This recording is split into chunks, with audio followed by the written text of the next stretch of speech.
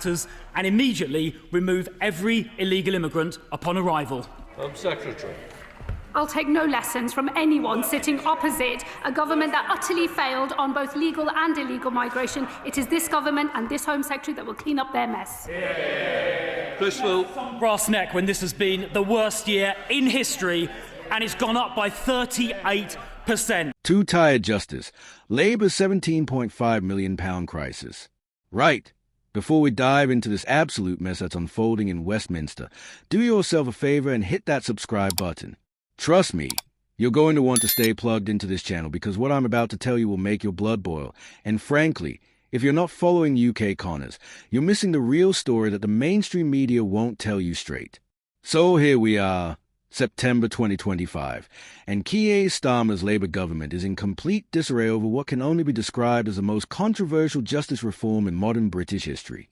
We're talking about emergency legislation that's about to cost you, the taxpayer, £17.5 million annually, all because Labour has completely lost control of a system that's supposed to treat everyone equally under the law. Let me paint you the picture of this unfolding disaster. Justice Secretary Shabana Mahmood is scrambling to push through emergency legislation this week to stop what critics are calling a two-tiered justice system. Yes, you heard that correctly.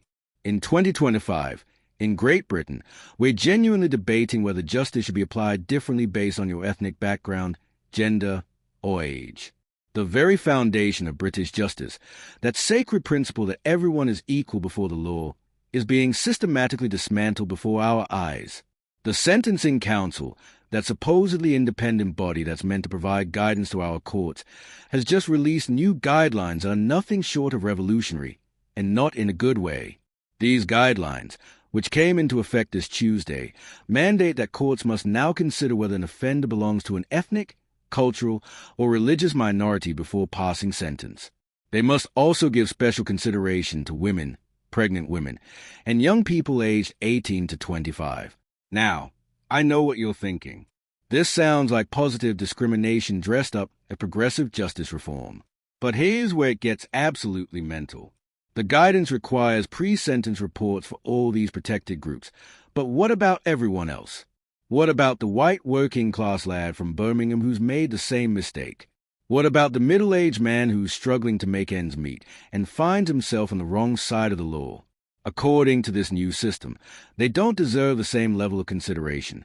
Shadow Justice Secretary Robert Jenrick has come out swinging, and frankly, he's not holding back. His assessment is brutal but accurate. Shabana Mahmood has lost control of the judicial system. From Tuesday, the taxpayer will be made to foot the bill for tens of millions of pounds for a justice system that discriminates against Christians and white people. Strong words, but when you look at the mathematics of this madness, he's absolutely spot on. Let's talk numbers because the financial implications of this ideological experiment are staggering. The Tory analysis suggests that an additional 28,750 pre-sentence reports will be required annually. Each report costs approximately £607 when adjusted for inflation. Do the maths, and you're looking at an extra £17.5 million per year, possibly rising to £20 million. That's money coming straight out of your pocket to fund a system that treats British citizens differently based on their background. But here's the truly maddening part. The Probation Service produced 62,104 pre-sentence reports in 2022. Under these new guidelines, we're looking at a 48% increase in workload. Our courts are already backlogged, our prison system is bursting at the seams, and now we're adding administrative burden that will create even longer delays in getting justice for victims. The irony is delicious, isn't it? Labour, the party that's supposed to champion equality, is implementing a system that's inherently unequal. They are creating a hierarchy of justice where your treatment depends on which protected category you fall into. It's not just two-tier policing anymore. It's two-tier justice, and it's being codified into law. Shabana Mahmood, bless her, is trying to play both sides of this mess. She's positioned herself as strongly opposed to the guidelines while simultaneously refusing to use her authority to halt them. She asked the Sentencing Council to modify their advice. They said no, and now she's running to Parliament with emergency legislation. It's leadership by crisis management, and it's costing us millions. But wait, it gets worse. Lord Falconer, the former Labour Justice Secretary, is now warning his own party against this emergency legislation. Even he can see that this sets a dangerous precedent. His warning is chilling. If the government introduces emergency legislation every time they disagree with the Sentencing Council, they'll find themselves in a very tough situation indeed. In other words, we're watching the systematic breakdown of judicial independence in real time. The broader implications here are terrifying. We're not just talking about sentencing guidelines. We're talking about the fundamental principle that underpins our entire legal system. For centuries, British justice has prided itself on being blind to race, religion, and social status. Lady Justice was a blindfold for a reason. But now, we're being told that justice should peek under that blindfold and adjust its decisions based on what it sees. This isn't progressive. It's regressive. We're moving backward to a time when your social standing determined your treatment under the law. The only difference is that instead of aristocracy and class determining your fate, it's now ethnic background and gender. We've simply swapped one form of discrimination for another. The timing of this crisis couldn't be worse for Labour. They are already facing criticism over their handling of the economy, their approach to immigration, and their failure to deliver on key manifesto promises. Now they manage to create a constitutional crisis over justice reform that's going to cost taxpayers millions while undermining the very foundations of British law. What's particularly galling is the hypocrisy. These are the same people who spent years criticizing Conservatives for their handling of the justice system. They promised to restore faith in British institutions, to create a fairer society, to heal divisions.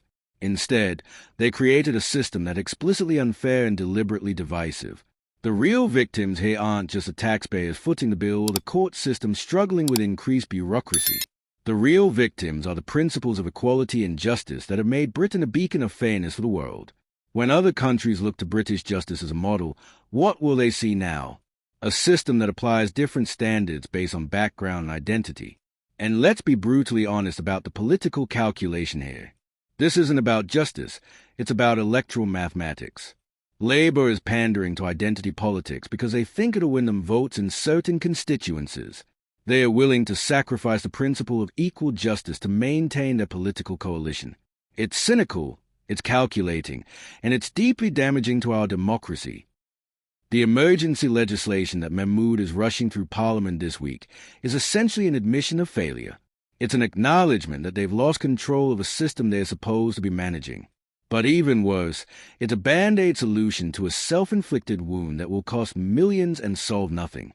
Here's what should terrify every British citizen. If they can redefine justice based on identity, what's next? Will we have different healthcare based on background? Different educational opportunities? Different employment rights? Once you abandon the principle of equal treatment under the law, you've opened Pandora's box, and there's no telling what else will crawl out. The £17.5 million price tag is just the beginning. The real cost is the erosion of trust in our institutions, the breakdown of social cohesion, and the creation of a society where your identity matters more than your actions. That's not the Britain most of us want to live in, and it's certainly not the Britain our ancestors fought to create. This crisis exposes everything that's wrong with modern Labour. They talk about fairness while implementing unfair systems. They preach equality while creating inequality. They promise transparency while rushing through emergency legislation without proper scrutiny. It's governance by gesture politics, and it's failing spectacularly. The Conservative response, led by Jenrick, has been appropriately robust. They've done their homework, they've crunched the numbers, and they've exposed the financial and moral bankruptcy of this policy. The phrase "tu taiki" is already sticking, and frankly, it's well-deserved. This is Starmer's justice system, and he owns every discriminatory decision it makes. But perhaps the most damaging aspect of this entire debacle is what it says about Labour's view of British society. They see us not as individual citizens with equal rights and responsibilities, but as members of competing identity groups with different claims on justice. It's divisive, it's dangerous, and it's fundamentally UN British. The irony is that in trying to address perceived inequalities in the justice system, Labour has created actual inequality. They've institutionalized discrimination and made taxpayers pay for the privilege. It's political incompetence on a scale that would be laughable if the consequences weren't so serious. As this emergency legislation makes its way through Parliament, Every MP will have to decide whether they believe in equal justice or identity-based justice. It's that simple and that stark. There's no middle ground here. You either believe that all British citizens deserve equal treatment under the law, or you believe that some deserve more equal treatment than others.